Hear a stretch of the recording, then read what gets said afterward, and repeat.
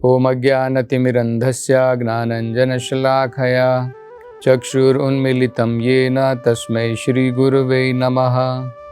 नमो ओम विष्णुपादाय कृष्णप्रेष्ठाय भूतले श्रीमते भक्तिवेदांत स्वामिन् इति नामिने।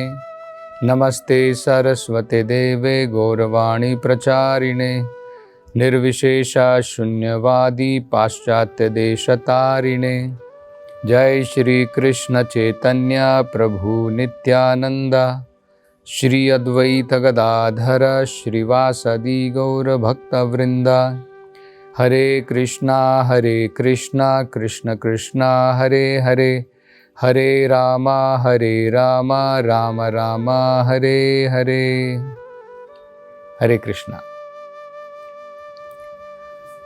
तो सूत गोस्वामी शौनक आदि ऋषि को उन्होंने किस प्रकार से भगवान कृष्ण जब उन्होंने अपनी लीला इस धरती पर समाप्त कर दी, अपने धाम को भगवान वापस लौट गए, तो इस उपरांत में उन्होंने पांडव जो भगवान के महान भक्त थे, उन्होंने अपने जीवन को साकार किस प्रकार से किया, सभी प्रकार की भौतिक आसक्तियों से उन्होंने संन्यास लिया, भगवान के ऊपर ध्यान लगाया और इसी शरीर के साथ में वे भगवत धाम में प्रवेश उन्होंने किया। इसके उपरांत सूत गोस्वामी शौनक आदि ऋषियों को बताते हैं कि महाराज परीक्षित जो उनके पोते थे, उन्होंने पूरी पृथ्वी के ऊपर शासन प्रारंभ किया। ये जो अब आगे वर्णन बताने जा रहे हैं, ये बड़ा ही महत्वपूर्ण है। इस पृथ्वी के ऊपर, किसी राज्य के ऊपर, किसी देश के ऊपर शासन किस प्रकार से चलाना चाहिए, ये हम इन वर्णनों के द्वारा समझ सकते हैं, सीख सकते हैं। आज के जो पॉलिटिशियंस हैं, जो राजनीति करते हैं, वो भी इन वर्णनों के द्वारा बहुत कुछ सीख सकते हैं। आज भी लोग चाहते हैं कि जनता सुखी रहे, राम राज्य हो, तो इन वर्णनों के द्वारा बहुत कुछ सीखा जा सकता है। तो सूत गोस्वामी कहते हैं, महाराज परीक्षित उन्होंने 3 प्रकार से इस पृथ्वी के ऊपर शासन किया। सबसे पहले वो कहते हैं, महाराज परीक्षित ने भगवान के महान भक्त एक महाभागवत के रूप में इस पृथ्वी के ऊपर शासन किया। दूसरा वो बताते हैं कि महाराज परीक्षित वो जब शासन करते थे तो उनके पास में एक सभा थी, और जो सभा थी, उस सभा के जो सदस्य थे, महान संत, महान ब्राह्मण, जो स्वयं आत्म साक्षात्कार कर चुके थे, वो अनेकों प्रकार से शास्त्रों के द्वारा, जो हमारे वेदों के अंदर में, शास्त्रों के अंदर में नियम दिए हैं, विधि दी है, विधान दिए हैं, उसके अंतर्गत में जो बताया गया है, उस प्रकार से सलाह देते थे राजा परीक्षित को। तो राजा परीक्षित जो है, इन ब्राह्मणों के द्वारा, इन महान संतों के द्वारा, उनकी सलाह के अनुसार राज्य करते थे। और तीसरा बताया जाता है कि उनके बचपन में जो ज्योतिष थे और जिन्होंने बताया था कि अपने पूर्वजों की भांति महाराज परीक्षित के जीवन में उनका चरित्र जो होगा वो महान गुणों से भरपूर होगा। तो उसी प्रकार के महान गुणों के द्वारा उन्होंने अपनी जनता के राज्य के ऊपर उन्होंने राज किया। तो ये बड़ा सुंदर वर्णन है।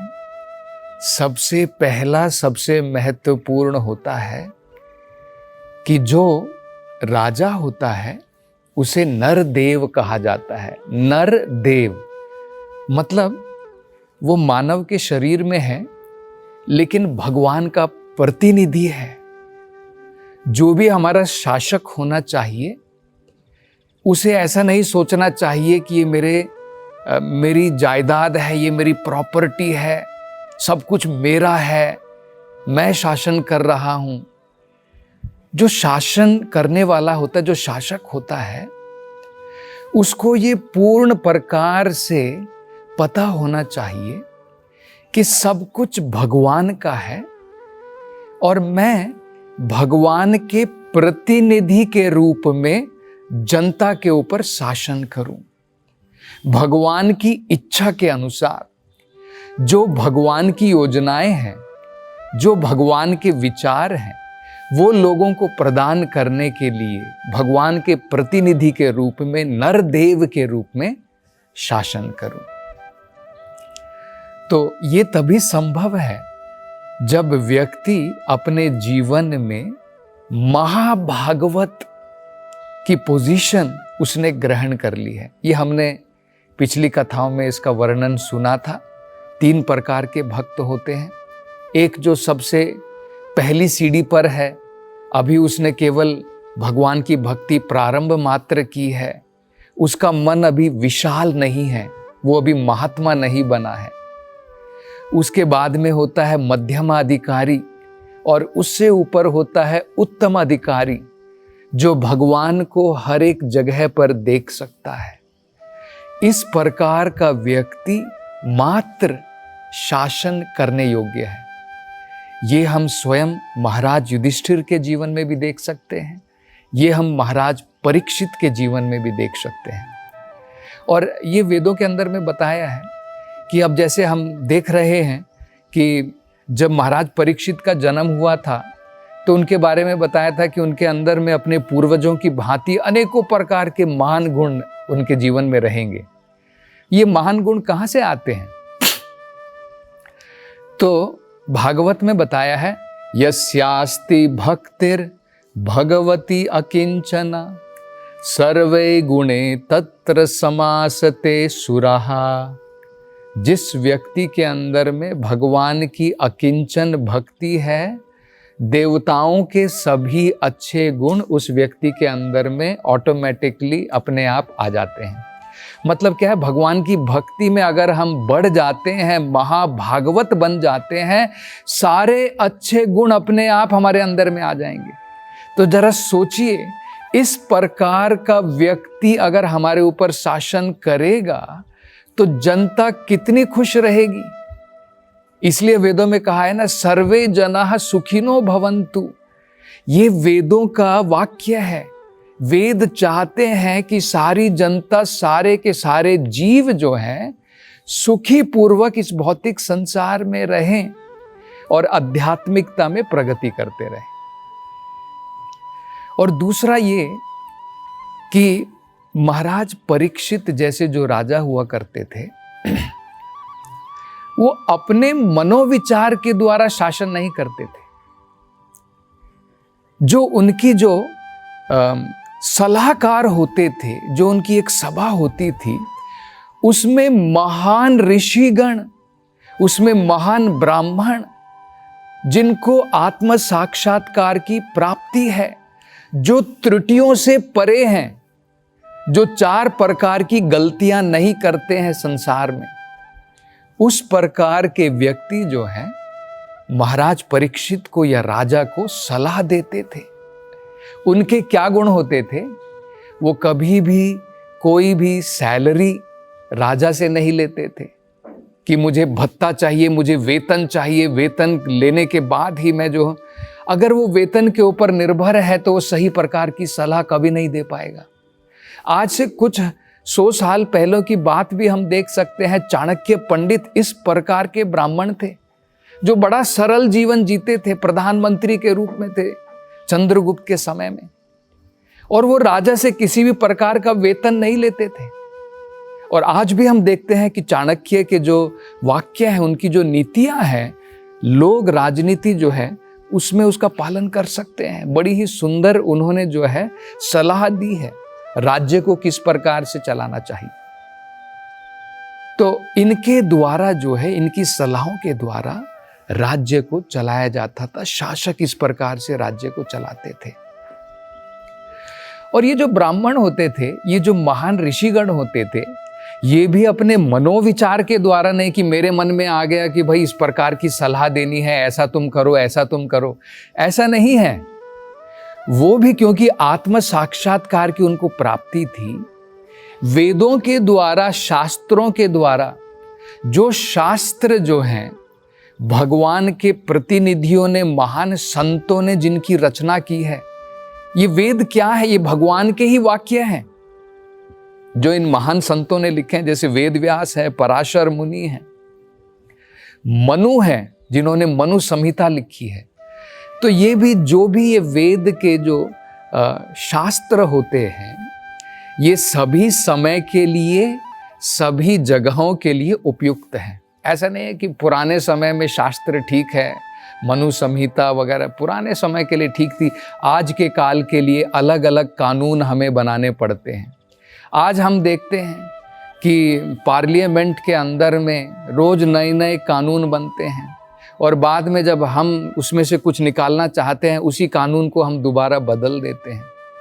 इसके कारण हम देखते हैं कि लोग भौतिक संसार के अंदर में इस प्रकार की राजकीय व्यवस्था के द्वारा लोग प्रसन्न नहीं हैं।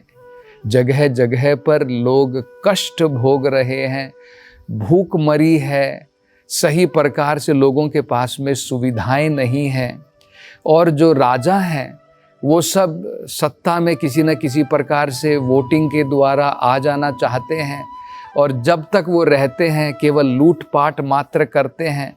लोगों के ऊपर कर लगाए जाते हैं, टैक्स लिए जाते हैं, लेकिन जनता की भलाई प्रैक्टिकली हम देखते हैं नहीं हो पाती है इसके द्वारा।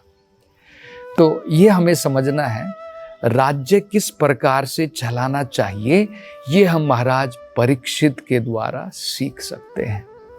तो इस प्रकार से सूत गोस्वामी बता रहे हैं, महाराज परीक्षित जो है अपना राज्य चला रहे थे।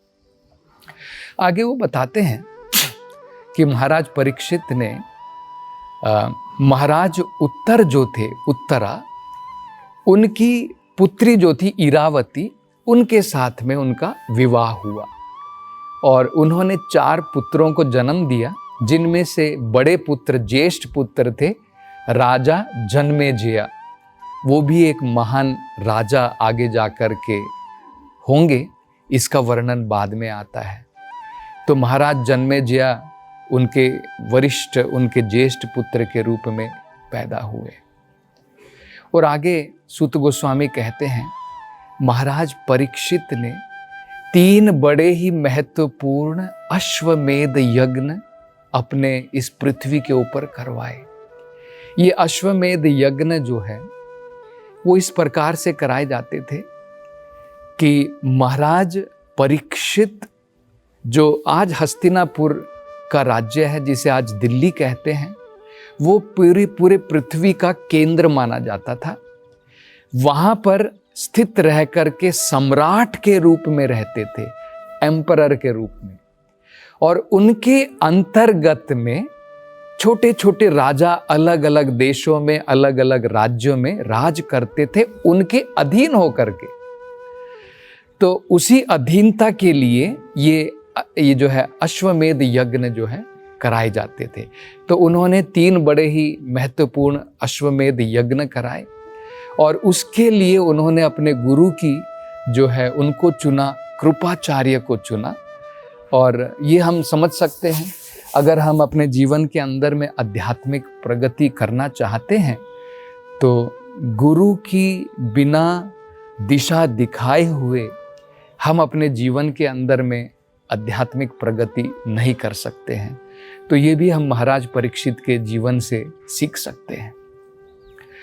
आगे महाराज परीक्षित के बारे में बताया जाता है कि एक बार वो अपने जो है पृथ्वी का भ्रमण कर रहे थे, राज्य का भ्रमण कर रहे थे। जब वो अश्वमेध यज्ञ उन्होंने कराए तो जगह जगह उनको जाना पड़ा। तो एक वृतांत बताया जाता है कि वो जब घोड़े पर सवार होकर के जा रहे थे तो उन्होंने देखा कि एक नीच व्यक्ति, उसने राजा का वेश धरा हुआ है, राजा की वेशभूषा पहनी हुई है, लेकिन है वो नीच व्यक्ति, नीच गुणों का व्यक्ति, नीच चरित्र का व्यक्ति। और भागवत में कहा है वो कौन है? कली पुरुष, कलियुग का प्रतिनिधि कली पुरुष कहलाता है। तो ये व्यक्ति जो है क्या कर रहा था? राजा के वेश में था लेकिन कुकर्म कर रहा था। राजा का मतलब क्या है? उसे राज्य करना चाहिए, भगवान की जो योजनाएं हैं, परियोजना है, इस भौतिक संसार में भगवान के प्रतिनिधि के रूप में राज्य करना चाहिए। लेकिन ये व्यक्ति क्या कर रहा था? ये गाय और बैल दोनों के पांव को घायल कर रहा था, उनको चोट पहुंचा रहा था। तो इसके बारे में और अधिक चर्चा अब हम अगली कथा में करेंगे। ये कली पुरुष कौन था और महाराज परीक्षित ने किस प्रकार से उसको सजा दी। हरे कृष्णा। हरे कृष्ण मूवमेंट के संस्थापक आचार्य श्रील प्रभुपाद की हार्दिक इच्छा थी कि भगवान श्री कृष्ण और श्रीधाम वृंदावन की महिमा का पूरे विश्व में प्रचार हो। मथुरा वृंदावन में निर्माणाधीन गगनचुंबी वृंदावन चंद्रोदय मंदिर श्रील प्रभुपाद के इस उद्देश्य को समर्पित है। यह परियोजना वृंदावन को विश्व मानचित्र पर एक अनुपम छवि प्रदान करेगी। स्कंद पुराण में उल्लेखित है कि भगवान श्री कृष्ण के लिए एक मंदिर का निर्माण प्रारंभ करने मात्र से 7 जन्मों में किए गए पापों का नाश हो जाता है और ऐसा करने वाला व्यक्ति नरकीय लोकों में कष्ट भोग रहे उसके पूर्वजों को मुक्त कर सकता है। अतः एक सुनहरा अवसर है भगवान श्री कृष्ण के लिए विश्व के सबसे ऊंचे मंदिर के निर्माण में सहयोग देकर सर्वोच्च पुण्य का भागीदार बने। 1 स्क्वायर फीट मंदिर निर्माण सेवा राशि 2100 रुपए मात्र। अधिक जानकारी के लिए संपर्क करें 8585850033 एवं 77259772660।